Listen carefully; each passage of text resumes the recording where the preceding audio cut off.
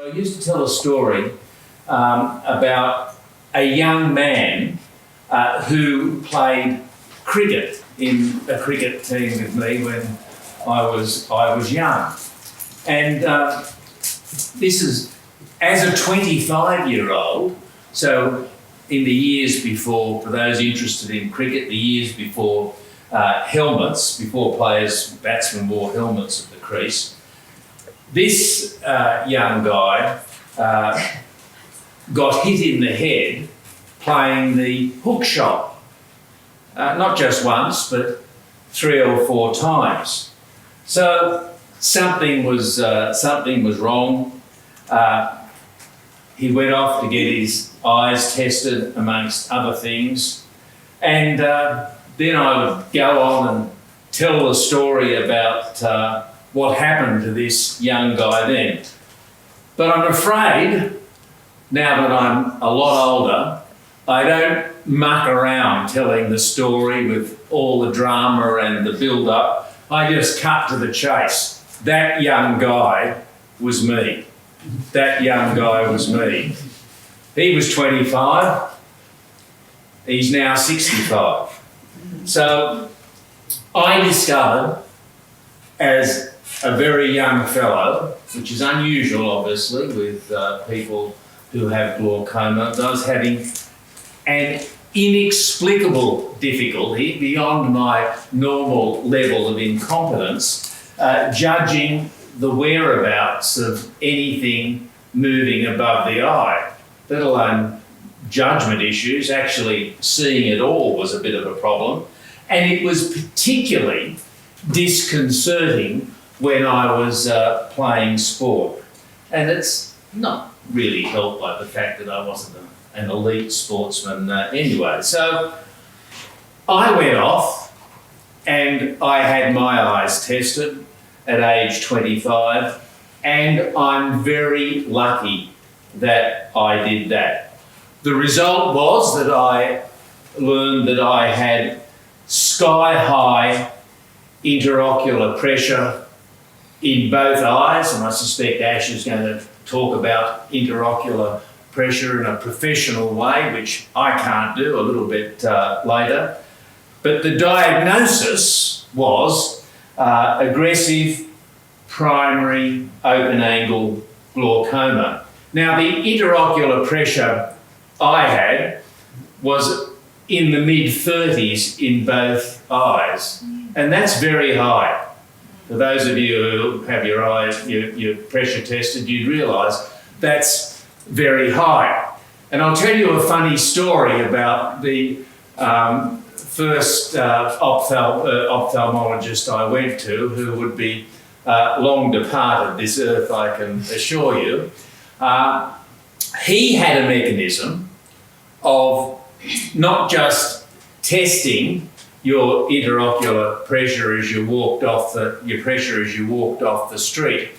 He then got his patients to drink what appeared to me to be a couple of gallons of water, and there was a hell of a lot of water, I can assure you. Then test your pressure in your eye, which inevitably went up, and after that I remember my readings at 38 and 39 after quite a few litres. Now, this wasn't so bad.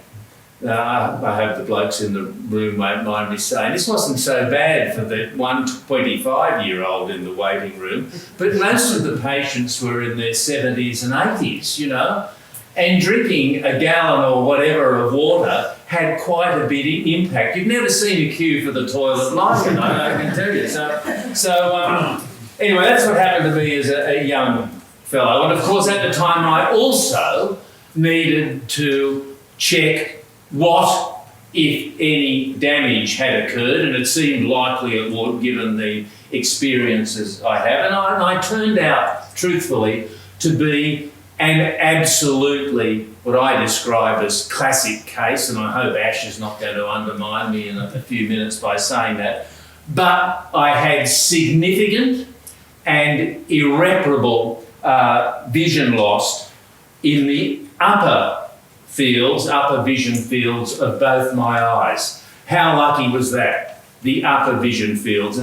And some wonderful ophthalmologists have tried to explain to me the reason that affects some of the judgment capacities with a moving ball and so forth. But basically, I've got no sight up there at all. And I always say to when I speak to groups like this that because glaucoma is a progressive condition, if untreated, that my own experience, this all occurring as a 25-year-old, God knows how much sight I'd have left at this age, if any. I suspect the most likely thing is none. A couple, 2 or 3 times over is probably likely, but no one can be ever sure of that. But I'd suffered significant loss of vision in my upper vision fields, and it was I was lucky, very, very lucky, in my own case that's where it was limited. So glaucoma, of course, that sort of diagnosis at my age of 25 was and is very, very unusual. I used to say, and I hope this is accurate, that I was one of those 1 in 200 people under the age of 50 years who was diagnosed or affected by glaucoma. 1 in 200 before their 50th birthday. I hope that's still a pretty accurate stat. And it's great to see Ash over there nodding in agreement. But if I live long enough, I'll have a great deal more company, because by the time you get to 80, it's 1 in 8. So, as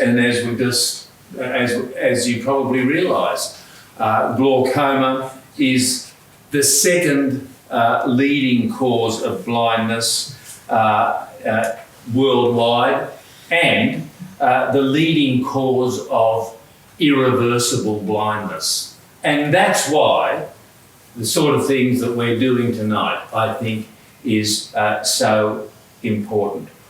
Of course, for me, ladies and gentlemen, treatment was available. And although I didn't have the wonderful advantage of a great explanation of how I should administer eye drops, I can assure you that I'm an absolute expert at them. I have administered eye drops every day of my life for glaucoma for 40 years. That's a long time. I'm pretty good at it, I reckon, now.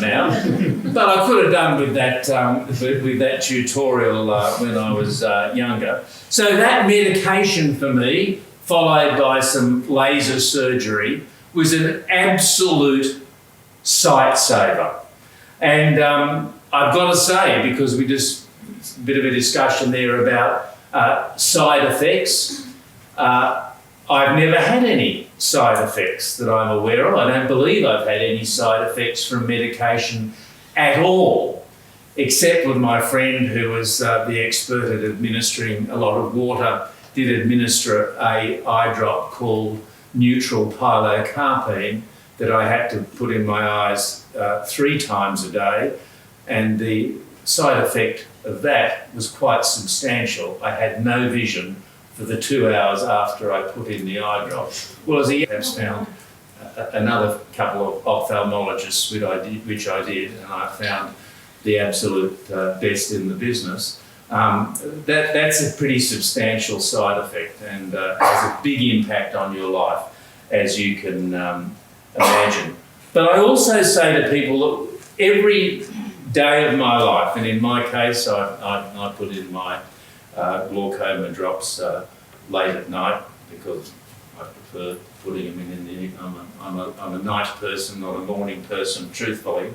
But every time I do, put those drops in. It's a great reminder for me how lucky I was to have such great access to medical professionals for such a long period of time. And you think about the difficulties that I would have faced in my chosen career if I hadn't had the ophthalmological care that I did have. So I always say to people in these sorts of meetings and discussions, just don't tarry. Don't wait too long to have your eyes tested. I believe that the approach to this remains the fact that if you're over the age of 50 without a history of glaucoma in your family, you should have your eyes tested every couple of years. If you're over the age of 40 with a history of glaucoma in your family, you should have your eyes tested every couple of years. And of course, if you have a relative who was diagnosed at an earlier age with glaucoma, you should have your eyes tested 5 years before the age that that relative was tested or found to have glaucoma. I sure as hell do that with my kids. They find it a bit of a pain, and I'm pleased to say it just turns out to be a pain and nothing else at the moment, which is great. My kids are now in their 30s. But it's a fail-safe mechanism. Because I would just say to you that if you take the appropriate level of care, you've got to be really unlucky if glaucoma is going to affect other aspects of your life. I no doubt Ash will talk more about that, but it's really in, I think, the patient's hands. And you know, I've got no problem driving here tonight, having been, diagnosed with very high interocular pressures 40 years ago. I mentioned my experience as a cricketer. Well, in the last 15 years, just for the heck of it, I've played A-grade cricket, B-grade cricket, 5th grade cricket, 4th grade cricket, 3rd grade cricket, and I'm currently playing 4th grade cricket. Did all right last Saturday, hope I'll do all right next Saturday. You can do it. The only reason I can do those things, I'm not playing any better, by the way, than I was as a 25-year-old, but I'm still playing. I'm still playing. And the reason I can do that is because I had early diagnosis, exceptionally fine treatment, and that's critical. And I would plead with all of you to do that not only for yourselves and your loved ones, but also friends and others that you can influence. And I used to complete these talks by my favourite quote applied to glaucoma, and which is to remember something that's always said about many times before, but it's always said about